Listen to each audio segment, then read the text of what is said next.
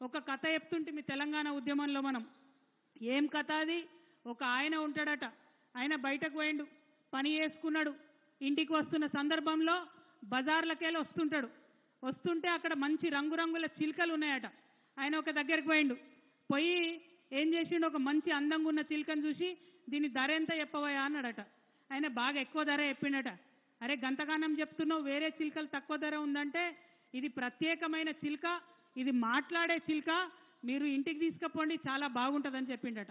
అంటే సరే ఆయన మాట్లాడే చిలుకనట అని చెప్పి దానికి బాగా ధర పెట్టి కొని ఇంటికి తీసుకొచ్చి వాళ్ళ ఆవిడకి ఇంట్లో చేతిలో పెట్టి నేను ఇప్పుడే వస్తా అని చెప్పి ఆయన పొద్దంతా పని చేసి వచ్చిండు.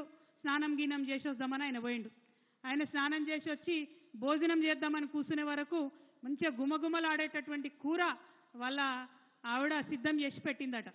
తిందామని చూసుకుంటా, అవునమ్మా ఏమాయే మరి నేను చిలుక ఇస్తే కదా ఏది అని అడిగిండట. ఏదేందంటవేందయ్యా, ఇగో గుమగుమలాడుతుంది కదా చిలుకను కోసి పెట్టి వండినా అని అన్నదట. అయ్యో గట్లెట్లా వండినవమ్మా, అది మాట్లాడే చిలుక కదా అన్నాడట. అరే నువ్వు భలే ఉన్నవయ్యా, భలే చెప్తావు.